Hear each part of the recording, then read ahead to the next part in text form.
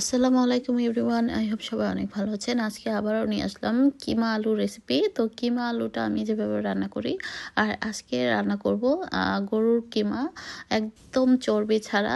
একদম ফ্রেশ কিমাটা আমার হাজব্যান্ড আজকে চর্বি ছাড়া একদম মাংস দিয়ে করে এনেছে, মানে কোনো চর্বি এতে অ্যাড করা হয়নি। তো যাই হোক, এখানে আমি প্রথমে একটা হাঁড়িতে সামান্য পরিমাণে তেল দিয়ে এর মধ্যে আস্ত গরম মশলাগুলো অ্যাড করেছি এবং দিয়ে দিলাম পেঁয়াজ কুচি, টমেটো কুচি, দিয়ে দিয়েছি আদা রসুন পেস্ট, সামান্য একটু লবণ দিয়ে মশলাটাকে প্রথমে একটু কষিয়ে নিচ্ছি।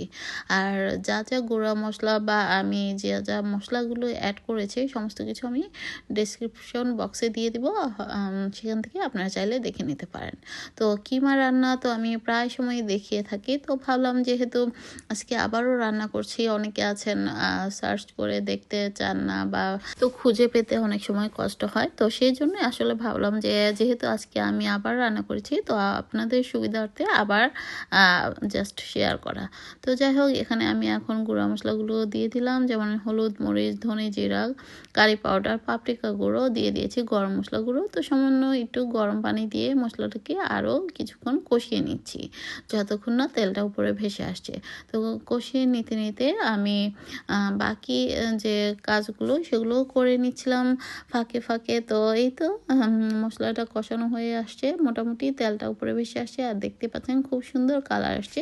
তো এই পর্যায়ে আমি ধুয়ে রাখা কিমাটাকে পানি ঝরিয়ে নিয়েছি, তো কিমাটাকে দিয়ে দিলাম, আর খুব ভালো মতো মিক্সড করে নিতে হবে এই পর্যায়ে, নইলে দেখা যাবে কিমাটা মানে দলা পেকে যেতে পারে। তো চেষ্টা করবেন এই পর্যায়ে মশলার সাথে খুব ভালো মতো মিক্সড করে নিতে। আর যেহেতু আমি এখানে আলু অ্যাড করব, আলুটাকে আমি এভাবে টুকরো করে নিয়েছি, তার সঙ্গে কিছু ধনেপাতা আর কাঁচামরিচটাও অ্যাড করে দিলাম।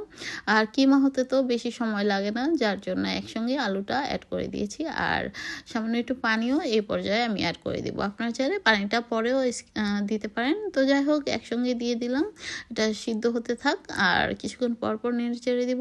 তো আপনারা চাইলে নামানোর আগে কিছু ধনেপাতা অথবা গরম মশলা গুঁড়াও কিন্তু অ্যাড করতে পারেন। আর এই কিমাটা দিয়ে আপনারা চাইলে রুটি, পরোটা বা ভাত দিয়ে তো অবশ্যই খাবো, আর রুটি দিয়েও খেতে পারবেন, এত সুস্বাদু হয়। মানে বাসায় একবার এভাবে রান্না করে খেয়ে দেখবেন, আর এত সুন্দর ফ্লেভার আসে, কি আর বলবো। অনেকে আছে যে তাদের রান্না হয় না, আমারও হতো না অ্যাকচুয়ালি।